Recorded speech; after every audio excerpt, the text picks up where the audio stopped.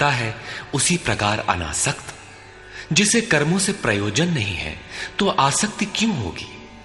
ऐसा पूर्ण ज्ञाता महापुरुष भी लोकहित के लिए कर्म करे, दैवी संपद का उत्कर्ष करे, जिससे समाज उस पर चल सके।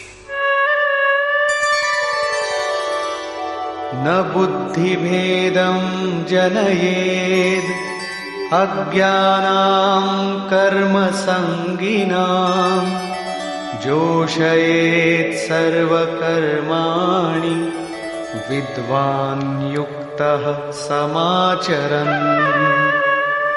ज्ञानी पुरुषों को चाहिए कि कर्मों में आसक्ति वाले अज्ञानियों की बुद्धि में भ्रम न पैदा करें, अर्थात स्वरूपस्थ महापुरुष ध्यान दें कि उनके किसी आचरण से पीछे वालों के मन में कर्म के प्रति अश्रद्धा न उत्पन्न हो जाए।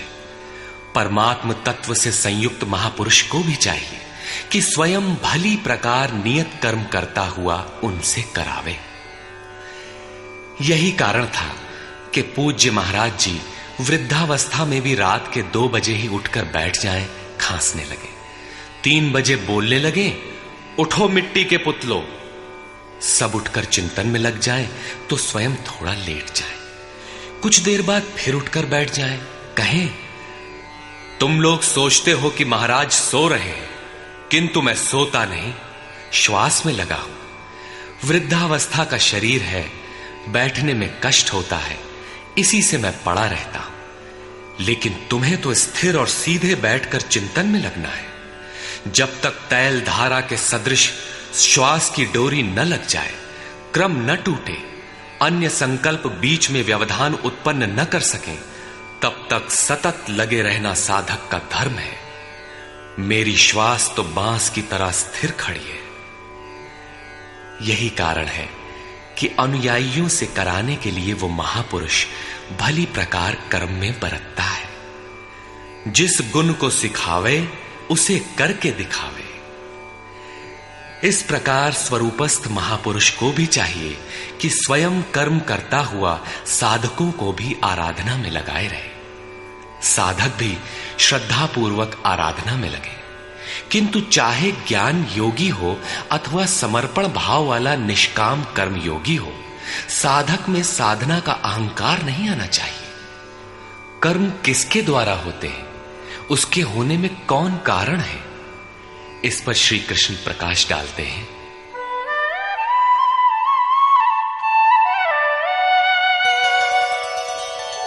प्रकृते क्रियमाणानि गुणैः कर्माणि सर्वशः अहंकार विमूढ़ात्मा कर्ताहमिति मन्यते।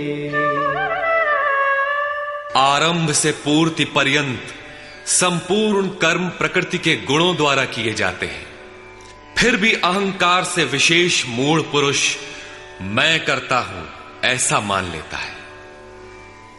यह कैसे माना जाए कि आराधना प्रकृति के गुणों द्वारा होती है? ऐसा किसने देखा? इस पर कहते हैं, तत्त्ववित्तु महाबाहो गुणकर्म विभागयोः गुणागुणेषु वर्तन्ते इति मत्वा न सज्जते। हे महाबाहु, गुण और कर्म के विभाग को तत्वविद परम तत्व परमात्मा की जानकारी वाले महापुरुषों ने देखा और संपूर्ण गुण गुणों में बरत रहे। ऐसा मानकर वे गुण और कर्मों के कर्तापन में आसक्त नहीं होते। यहां तत्व का अर्थ परम तत्व परमात्मा है, न कि 5 या 25 तत्व जैसा कि लोग गणना करते हैं। योगेश्वर श्री कृष्ण के शब्दों में तत्व एकमात्र परमात्मा है, अन्य कोई तत्व है ही नहीं। गुणों को पार करके परम तत्व परमात्मा में स्थित महापुरुष गुण के अनुसार कर्मों का विभाजन देख पाते हैं। तामसी गुण रहेगा तो उसका कार्य होगा आलस्य, निद्रा, प्रमाद, कर्म में प्रवृत्त न होने का स्वभाव। राजसी गुण रहेंगे तो आराधना में पीछे न हटने का स्वभाव, शौर्य, स्वामी भाव से कर्म होगा। और सात्विक गुण कार्यरत होने पर ध्यान, समाधि, अनुभवी उपलब्धि, धारावाहिक चिंतन, सरलता स्वभाव में होगी। गुण परिवर्तनशील है। प्रत्यक्षदर्शी ज्ञानी ही देख पाता है कि गुणों के अनुरूप कर्मों का उत्कर्ष अपकर्ष होता है। गुण अपना कार्य करा लेते हैं, अर्थात गुण गुणों में बरतते हैं। ऐसा समझकर वो प्रत्यक्ष दृष्टा कर्म में आसक्त नहीं होता। किंतु जिसने गुणों का पार नहीं पाया, जो अभी रास्ते में है, उन्हें तो कर्म में आसक्त रहना है। इसलिए प्रकृतेर्गुण सम्मूढ़ाः सज्जन्ते गुण कर्मसु तान् कृत्स्नविदो मंदान् कृत्स्नविन्न विचालयेत्। प्रकृति के गुणों से मोहित हुए पुरुष गुण और कर्मों में क्रमशः निर्मल गुणों की ओर उन्नति देखकर उनमें आसक्त होते हैं। उन अच्छी प्रकार न समझने वाले मंदान शिथिल प्रयत्न वालों को अच्छी प्रकार जानने वाला ज्ञानी चलायमान न करे, उन्हें हतोत्साहित न करे, बल्कि प्रोत्साहन दे, क्योंकि कर्म करके ही उन्हें परम नैष्कर्म्य की स्थिति पाना है। अपनी शक्ति और स्थिति का आकलन करके कर्म में प्रवृत्त होने वाले ज्ञान मार्गी साधकों को चाहिए कि कर्म को गुणों की देन माने, अपने को कर्ता मानकर अहंकारी न बन जाए। निर्मल गुणों को प्राप्त होने पर भी उनमें आसक्त न हो। किंतु निष्काम कर्मयोगी को कर्म और गुणों के विश्लेषण में समय देने की कोई आवश्यकता नहीं है। उसे तो बस समर्पण के साथ कर्म करते जाना है। कौन गुण आ जा रहा है, ये देखना इष्ट की जिम्मेदारी हो जाती है। गुणों का परिवर्तन और क्रम क्रम से उत्थान वो इष्ट की ही देन मानता है और कर्म होने को भी उन्हीं की देन मानता है। अतः कर्तापन का अहंकार या गुणों में आसक्ति होने की समस्या उसके लिए नहीं रहती, जबकि अनवरत लगा रहता है। इसी पर और साथ ही युद्ध का स्वरूप बताते हुए श्री कृष्ण कहते हैं, मयि सर्वाणि कर्माणि सन्न्यस्याध्यात्मचेतसा निराशीर्निर्ममो भूत्वा युध्यस्व विगतज्वरः।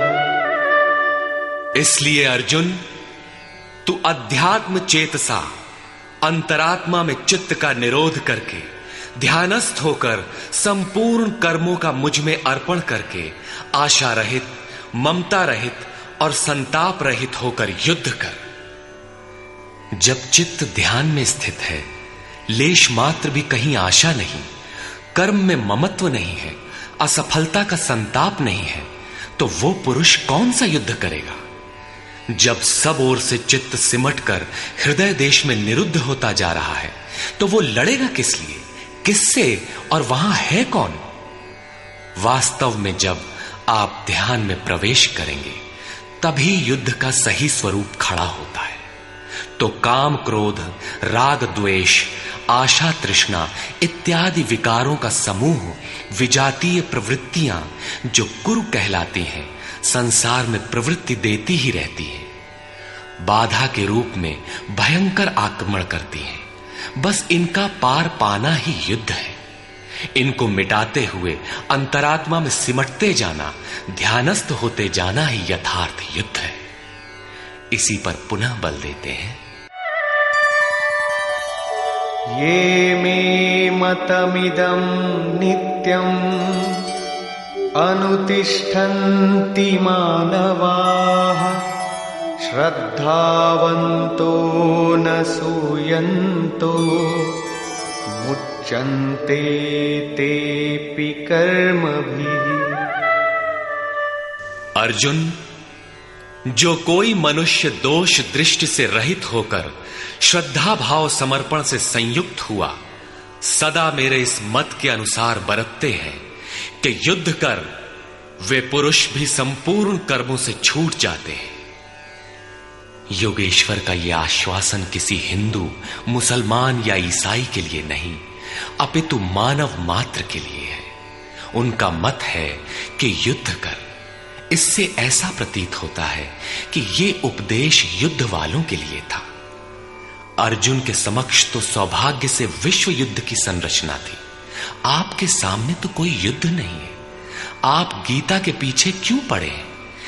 क्योंकि कर्मों से छूटने का उपाय तो युद्ध करने वालों के लिए है, किंतु ऐसा कुछ नहीं है। वस्तुतः यह अंतर्देश की लड़ाई है। क्षेत्र और क्षेत्रज्ञ का, विद्या और अविद्या का, धर्म क्षेत्र और कुरुक्षेत्र का संघर्ष है। आप ज्यों-ज्यों ध्यान में चित्त का निरोध करेंगे, विजातीय प्रवृत्ति बाधा के रूप में प्रत्यक्ष होती है, भयंकर आक्रमण करती है। उसका शमन करते हुए चित्त का निरोध करते जाना ही युद्ध है। जो दोष दृष्टि से रहित होकर श्रद्धा के साथ इस युद्ध में लगता है, वो कर्मों के बंधन से, आवागमन से भली प्रकार छुटकारा पा जाता है। जो इस युद्ध में प्रवृत्त नहीं होता, उसकी क्या गति होती है? इस पर कहते हैं, ये त्वेतदभ्यसूयन्तो नानुतिष्ठन्ति मे मतम् सर्वज्ञानविमूढांस्तान् विद्धि नष्टान चेतसः। जो दोष दृष्टि वाले अचेतसः, मोह निशा में अचेत लोग मेरे इस मत के अनुसार नहीं बरतते, अर्थात ध्यानस्थ होकर आशा, ममता, संताप रहित होकर समर्पण के साथ युद्ध नहीं करते। सर्वज्ञान विमूढ़ान, ज्ञान पथ में सर्वथा मोहित उन लोगों को तू कल्याण से भ्रष्ट हुआ ही जान। जब यही सही है तो लोग करते क्यों नहीं? इस पर कहते हैं, सदृशं चेष्टते स्वस्याः प्रकृतेर्ज्ञानवानपि प्रकृतिं यान्ति भूतानि निग्रहः किं करिष्यति। सभी प्राणी अपनी प्रकृति को प्राप्त होते हैं, अपने स्वभाव से परवश होकर कर्म में भाग लेते हैं। प्रत्यक्षदर्शी ज्ञानी भी अपनी प्रकृति के अनुसार चेष्टा करता है। प्राणी अपने कर्मों में बरतते हैं और ज्ञानी अपने स्वरूप में। जैसा जिसकी प्रकृति का दबाव है, वैसा ही कार्य करता है। यह स्वयं सिद्ध है। इसमें निराकरण कोई क्या करेगा? यही कारण है कि सभी लोग मेरे मत के अनुसार कर्म में प्रवृत्त नहीं हो पाते। वे आशा, ममता, संताप का, दूसरे शब्दों में राग द्वेष का त्याग नहीं कर पाते, जिससे कर्म का सम्यक आचरण नहीं हो पाता। इसी को और स्पष्ट करते हैं और दूसरा कारण बताते हैं, इंद्रियस्येन्द्रियस्यार्थे रागद्वेषौ व्यवस्थितौ तयोर्न वशमागच्छेत् तौ ह्यस्य परिपन्थिनौ। इंद्रिय और इंद्रियों के भोगों में राग और द्वेष स्थित हैं। इन दोनों के वश में नहीं होना चाहिए, क्योंकि इस कल्याण मार्ग में कर्मों से छूट जाने वाली प्रणाली में ये राग और द्वेष दुर्धर्ष शत्रु हैं, आराधना का अपहरण कर ले जाते हैं। जब शत्रु भीतर है तो बाहर कोई किसी से क्यों लड़ेगा? शत्रु तो इंद्रिय और भोगों के संसर्ग में है, अंतःकरण में है। अतः ये युद्ध भी अंतःकरण का युद्ध है, क्योंकि शरीर ही क्षेत्र है जिसमें सजातीय विजातीय दोनों प्रवृत्तियां, विद्या और अविद्या रहती हैं, जो माया के दो अंग हैं।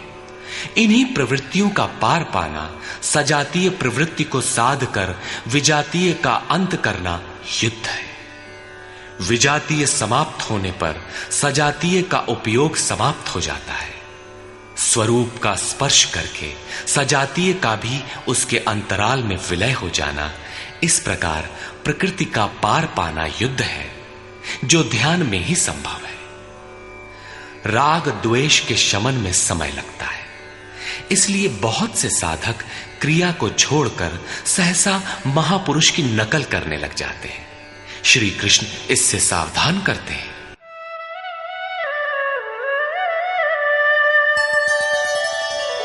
श्रेयान् स्वधर्मो विगुणः परधर्मात् स्वनुष्ठिता स्वधर्मे निधनं श्रेयः परधर्मो भयावहः। अच्छी प्रकार आचरण किए हुए दूसरे के धर्म से गुण रहित भी अपना धर्म अधिक उत्तम है। स्वभाव से उत्पन्न कर्म में प्रवृत्त होने की क्षमता स्वधर्म है, अतः स्वधर्माचरण में मरना भी परम कल्याणकारक है। अपनी क्षमता के अनुसार कर्म में प्रवृत्त होने से साधक एक न एक दिन पार पा जाता है। जहां से साधन छूटेगा, शरीर मिलने पर वहीं से पुनः प्रारंभ होगा। आत्मा तो मरता नहीं। शरीर अर्थात वस्त्र बदलने से आपके बुद्धि विचार बदल तो नहीं जाते। आगे वालों की तरह स्वांग बनाने से साधक भय को प्राप्त होगा। भय प्रकृति में होता है, परमात्मा में नहीं। प्रकृति का आवरण और घना हो उठेगा। स्वधर्म क्या है? अध्याय 2 में श्री कृष्ण ने स्वधर्म का नाम लिया था कि स्वधर्म को भी देखकर तू युद्ध करने योग्य है। क्षत्रिय के लिए इससे बढ़कर कल्याणकारी मार्ग नहीं है। स्वधर्म में अर्जुन क्षत्रिय पाया जाता है। संकेत किया कि अर्जुन, जो ब्राह्मण है, वेदों का उपदेश उनके लिए क्षुद्र जलाशय के तुल्य है।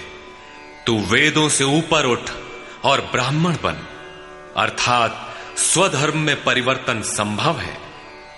वहां पुनः कहा कि राग द्वेष के वश में न हो, इन्हें काट, स्वधर्म श्रेयस्कर है। इनका यह आशय नहीं है कि अर्जुन किसी ब्राह्मण की नकल करके उस जैसी वेशभूषा बना ले। एक ही कर्म पथ को महापुरुष ने 4 श्रेणियों में बांट दिया: निकृष्ट, मध्यम, उत्तम, अति उत्तम। इन श्रेणी के साधकों को क्रमशः शूद्र, वैश्य, क्षत्रिय और ब्राह्मण की संज्ञा दी। शूद्र वाली क्षमता से कर्म का आरंभ होता है और साधना क्रम में वही साधक ब्राह्मण बन सकता है। इससे भी आगे जब वो परमात्मा में प्रवेश पा जाता है तो न ब्राह्मणो न क्षत्रियः न वैश्यो न शूद्रः चिदानंद रूपः शिवः केवलोहम्। वो वर्णों से ऊपर हो जाता है। यही श्री कृष्ण भी कहते हैं कि चातुर्वर्ण्यम मया सृष्टम। 4 वर्णों की रचना मैंने की। तो क्या जन्म के आधार पर मनुष्यों को बांटा? नहीं, गुण कर्म विभागशः, गुणों के आधार पर कर्म बांटा गया। कौन सा कर्म? क्या सांसारिक कर्म? श्री कृष्ण कहते हैं नहीं, नियत कर्म। नियत कर्म क्या है? वो है यज्ञ की प्रक्रिया, जिसमें होता है श्वास में प्रश्वास का हवन। प्रश्वास